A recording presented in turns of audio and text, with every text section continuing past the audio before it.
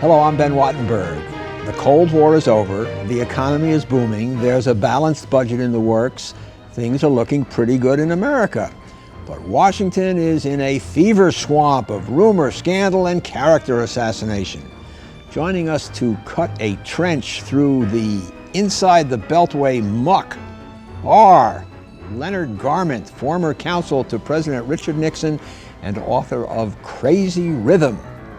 Larry Sabato, professor of political science at the University of Virginia and author of Dirty Little Secrets, The Persistence of Corruption in American Politics.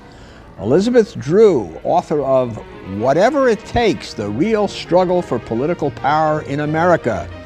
And Herbert Stein, senior fellow at the American Enterprise Institute and former chairman of the Council of Economic Advisors and author of On the Other Hand, Essays on Economics, Economists, and Politics.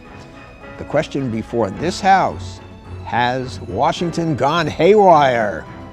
This week on Think Tank.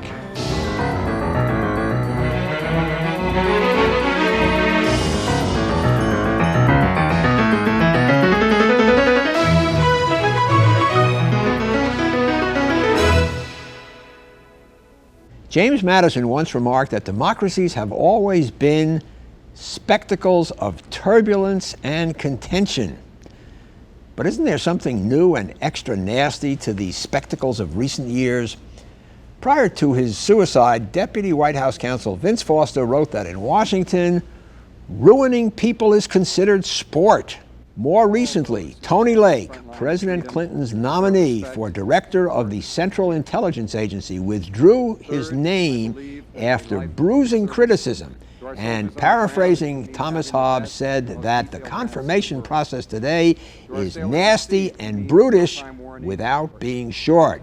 He said Washington had gone haywire. But has it? Hey, this is Washington, D.C. This is the major leagues. What is so new about political hardball? Okay, so far there are 3 independent investigations of the Clinton administration. There are calls for Attorney General Janet Reno to select another special prosecutor. And the bloodhounds of the press are sniffing under every rock in town. Moreover, the Congress is getting into the act. In June, both the House and the Senate are scheduled to hold hearings into the Clinton administration's fundraising activities during the 1996 campaign. Special Prosecutor Kenneth Starr seems to be saying these days, "You ain't seen nothing yet." This summer, Washington promises to once again become a Madisonian spectacle of turbulence and contention. The questions before us today are, is this new? Is this serious? Is this the right way to go about it? And could it be, in a perverse way, that this might all be a good thing? First question, lady and gentlemen, let's go around the room, starting with you, Larry Sabato. Is this new?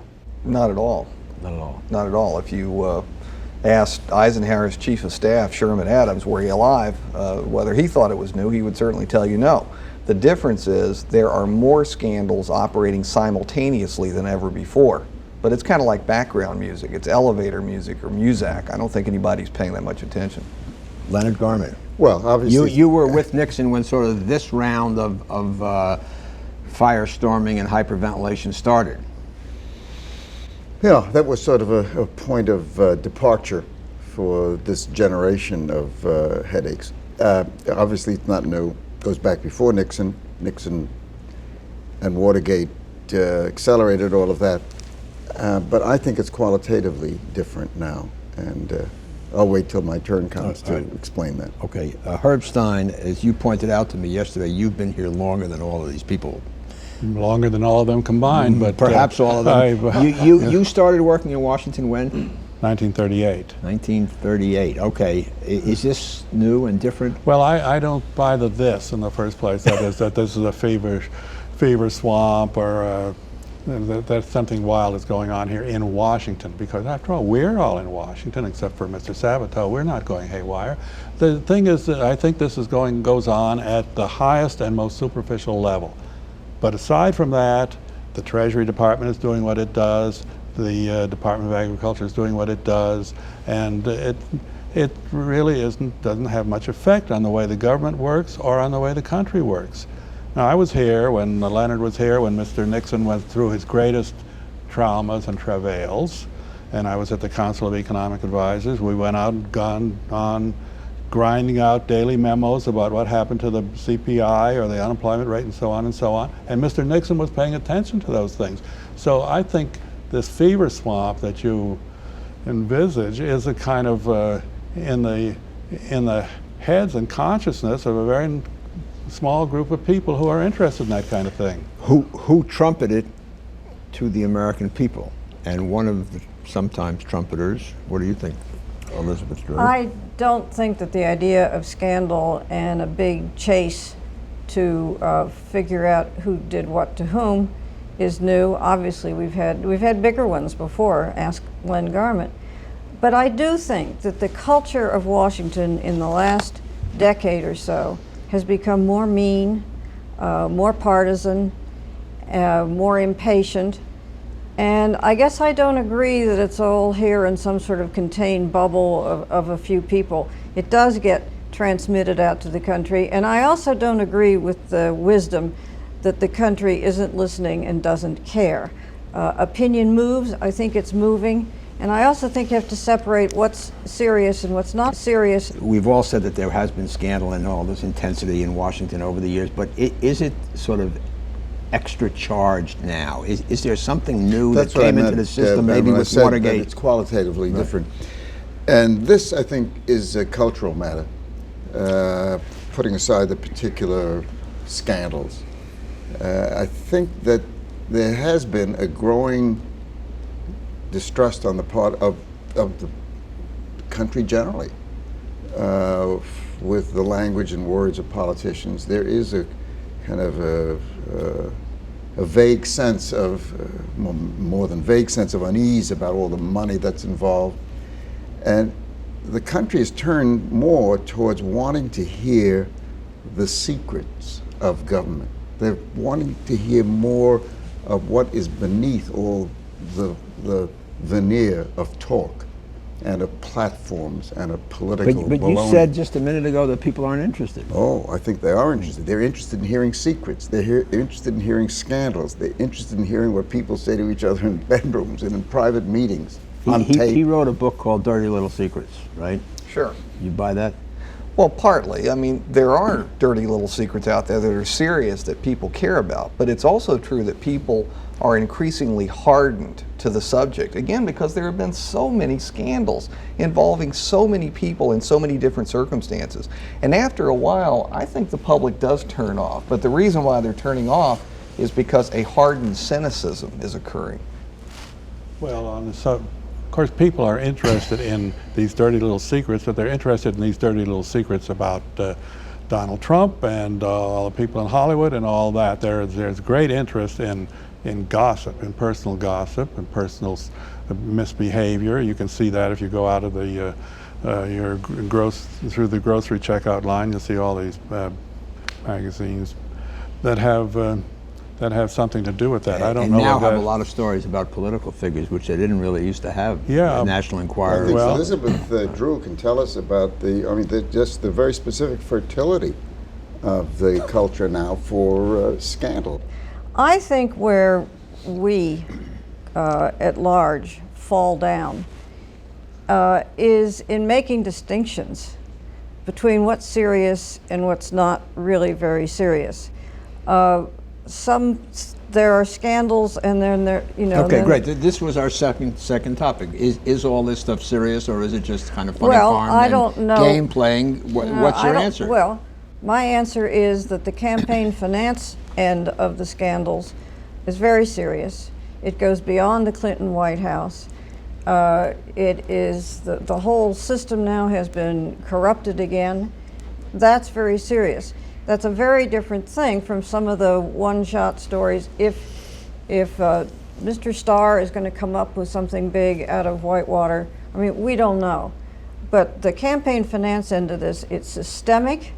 It is corrupted the system. Herb, what do you think this campaign financing is big time stuff? I think that is the serious aspect of this, and I think it's right to distinguish between that and the more personal things. That is, whatever we know about Mr. Clinton and Paula Jones or any other person, and even about Whitewater, I think that is kind of peculiar to him. It will pass with him, and it is, in my mind, not the main reason for judging him, which I do rather harshly. But anyway, but I think that Elizabeth is right in saying that the campaign business is something that will not go away when Mr. Clinton goes away. It's a problem that we have to face. But the Clinton people say, well, everybody does it. Yeah, Well, that's what makes it even worse, that Yeah, well, everybody does it. If only he did it, we wouldn't mind. Let me be the contrarian on this.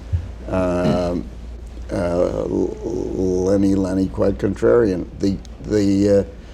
I think that hard to say that one is in favor of financial campaign money abuses. I'm not, but I think it's insoluble. And it's been with us. It will be with us. I think the only thing that comes close to helping abate it somewhat is complete disclosure, the fullest possible disclosure. Nothing else, limits, all codification, baloney. That's not going to work. I think the most scandalous aspect of it, where there may be real danger, is where it goes over the line, where the fundraising involves trading foreign money for favors for foreign governments and foreign businesses. That gets into the area of Logan Act cubed. I think Lynn is absolutely right about the solution to the problem. For all of the discussion about campaign finance, there is no permanent solution unless we abolish the First Amendment. So I think the campaign finance scandals, part of it is serious, part of it, as Elizabeth says, is silly. The Lincoln bedroom sleepovers, who cares? I can't let it sit here with the two of these people saying, you can't do anything about the campaign finance scandals, so you can't do anything about it. And I didn't say disclosure. that. Disclosure. I talked about disclosure. I know, and that's, well, I don't want to characterize that response. Let me just Go give my- ahead. Yeah, you're entitled to, but go ahead. It's what the Republicans say, who don't really want to fix the thing.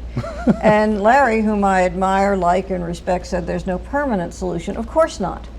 But the Campaign Finance Act of 1974, passed in the wake of Watergate, worked through the 1976 election.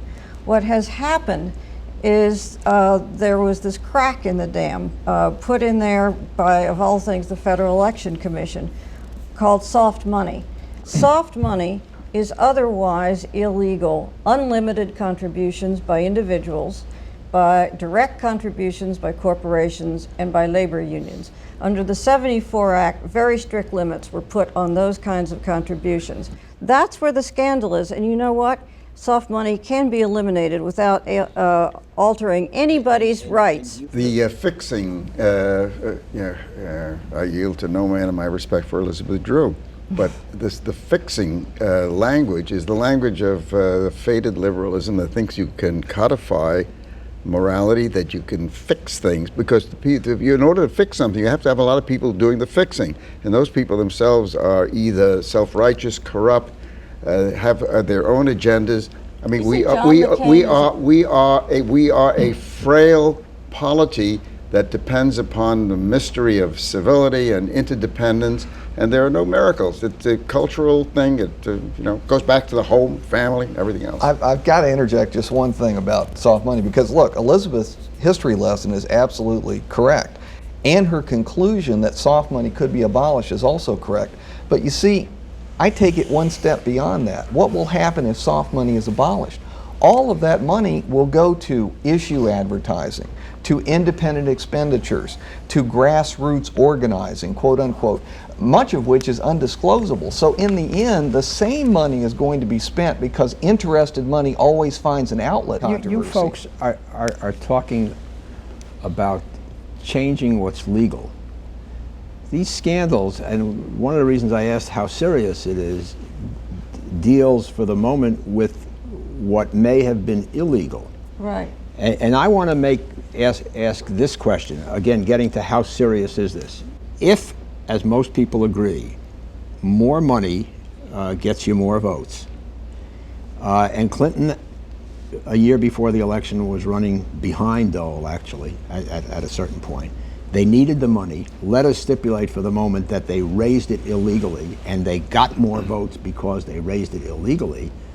Does that mean that they stole the election? I mean, that goes to undermining the legitimacy. Both sides do that. Yeah. No, but Both Elizabeth sides do says it. one side did it much more than the other. I'm precisely not saying that. I was eager to say that we've been focusing on the Clinton-Gore campaign and the Clinton White House. The Dole campaign and the Republicans do much the same thing. They're out there for soft money just as strenuously as the Democrats. We're talking not soft and hard. We're talking legal and illegal. Here's the problem. Janet Reno and her advisors have said that soft money is not illegal. They say it is not covered by the law. I think it's a perfectly loony position and doesn't hold up either legally or in terms of policy. This is why she keeps saying she doesn't have specific and credible evidence, because she's saying, of course it isn't covered by the law. It's a loophole. So you go in circles about this. But the other point is I also found that the congressional campaign committees were doing the same thing, using soft money for federal campaigns. Right. The question is how it's used. No. I mean, it's a neutral thing. Herb. Money is neutral. Herb, will you make some sense out of this? Well, I'm not sure that I can, and it's a little bit over my head. But I think that there is an aspect Why of are it. we all laughing? There is an aspect of it that seems to me particularly important. I'm not really so concerned about whether a lot of people gave money to get Clinton elected rather than to get Gore elected. I am concerned about whether a lot of people gave money to get the FDA to do something or not to do something about tobacco, or whether do something or not do something about the regulation of banks. That's heinous. But what about the labor unions? Absolutely. What about the petition for the redress of grievances? Isn't that a constitutional right? No one seems to want to listen to me here. No, I just think it's kind of simple-witted to discuss these things in this framework. You are talking about legal contributions through a loophole, which we may or may not want to fix with a policy fix, as you pointed out. That's what people get paid a lot of money for, is to find loopholes. I understand. But there has been substantial evidence, not about legal loophole money, but illegal money that came in from foreign countries. Illegal. That's bad stuff. Okay. number one, Ben, is that Ms. Reno says it's not illegal under this very strange interpretation. The foreign money is not illegal? She says that soft money isn't covered, period. And that even some of these, what certainly you and I and most people would think is illegal. The DNC's returning the money. Well, that's out of embarrassment more than a concession that it is illegal. I think Herb has gotten to the very important point that there were serious problems with the campaign finance system before this whole thing blew up. Mrs. Reno is saying no to everything that might threaten the legal security of her president. That is, I think, at least to me, is a clear, patent, manifest political fact. She's doing her duty to a point which would be embarrassing, I think, to somebody who had any degree of legal sophistication, which is lacking in the Attorney General's case. Is it illegal, what she's doing? Well, a lot of these things are hard to identify in those terms. I think that it is irresponsible.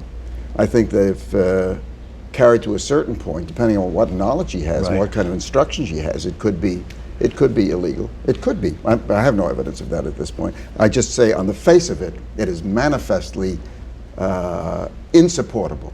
The positions she's taking are embarrassing to anybody who tries to look at this independently. And I am not a member of one of the large political parties. I'm still with the old gang. Len, do you then discount the stories that they keep saying is she's getting this opinion and they name names from career people in justice? You think that's all a farce? Well, I think she may be getting it from career people in justice who are getting it from temporary people in the White House, and it's circulating around. And she understands certain concrete facts of political life, which is when the boss says jump, you jump even higher. Well, but you know what? She has a case to make. You may not agree with it, and I happen not to agree with it either. That soft money is not included in the prohibited activities. And I don't happen to agree with that, but it is a case that some people, some neutral observers buy. What's much more important to me Larry. is, wait a minute. What's Go ahead. much more important to me is that certain activities of the Clinton administration went way beyond those of prior administrations, at least to my knowledge. For example, having the comptroller of the currency essentially ordered to appear at an event where high-level bankers were pressing for changes in policy. That is an outrage. That's what happened. It's happened over and over again. Herb, through the you're years. chairman. Well, give me another of the Council concrete of Economic example. Advisors. Has that happened before? That sort of thing? Nobody ever pressed me to meet with anybody, but when we had the we had the price controls, we had a lot of influence over a lot of people, and they would come in and they would meet with us, and we would talk with them. They would make their case, but But did they pay they $50,000? didn't pay me to anything. do it. You didn't know. What do you know? There was a breakfast. There was a Starbucks This is the breakfast. problem. Is it possible that this ugly scandal machine and this change in the culture that we're talking about can be beneficial? And here's what I'm talking about. You have a president now who is being confronted with an inexorable scandal-making machine. Prosecutors and journalists and committee chairmen and just, slash, drip, drip, drip. It wears you down. His only defense in real life is going to be if the American people say, why don't they get off his back? He's really doing such a good job. And lo and behold, we have this, I think, rather brilliant budget deal that puts everybody together. And Republicans, by the way, have the same fix. They behaved, a lot of people think, like jerks after the 1994 election. They have to prove that they can make a deal. Newt Gingrich also had a round of scandal making. So all of this, and I think all these people are great patriots, and they're doing things because they believe it's best for the country, and blah, blah, blah. But they are also being driven in the right direction by an ugly phenomenon. Does that make sense to you, Herb? No. Okay, next person. Why not? No. Well, I think the Simple. Don't go on. That's a Right, great yeah, answer. that's enough. But of course, there was great need. Everybody had agreed that they needed a budget deal. June O'Neill, the head of the CBO, found $200 billion, which made it all very easy, much easier than it would have been. And the implications of this, that we should have everybody deeply involved in scandal in order to get some good, decent policy out of the government. I did not use the word ought. I'm well, not saying but the that's implication is that I'm not for it, but is it having that effect? I don't believe it. I think that there's a lot of independent pressures in the system, in the economy, in the economic outlook, and that led to this budget deal, and I don't think that. I would say, you make an argument for that in the sense that there are positive effects to any scandal if it leads to reform. I mean, there were good effects to Watergate, but look what the country had to endure to get there. So on the whole, I'd rather not. And let me interject something else, because a scandal, if the president is exposed and in danger because of the scandal, it leads him to want to do something startlingly good, but it may not really be a good thing. That is, I can remember in our case, in our scandal in 1973, when the president was in arms around each other. trouble, President Nixon, right. and President Nixon said, well, he wanted to go back and do the freeze, the price control freeze, over again. It had been a big success in 1971. He thought it would be a great success in the country in 1973, and it would help to, reestablish him. It was a disaster. So, I don't. Sir, I think now there is a sense of kind of executive paralysis, and into that opening, there was a natural movement by the leaders in the Congress and other influential people to get something done and to exercise some leadership. I think even the Colin Powell phenomenon is an aspect of that. People are prepared to go for an unelected president than have no president at all, in the sense we do not have a real president. Let's end it right there, if we might. Thank you, Elizabeth Drew, Leonard Garment, Herb Stein, and Larry Sabato. And thank you. For Think Tank, I'm Ben Wattenberg. We at Think Tank depend on your views to make our show better. Please send your questions and comments to New River Media, 1150 17th Street Northwest, Washington, D.C. 20036. Or email us at thinktank@pbs.org. To learn more about Think Tank, visit PBS online at www.pbs.org. And please let us know where you watch Think Tank.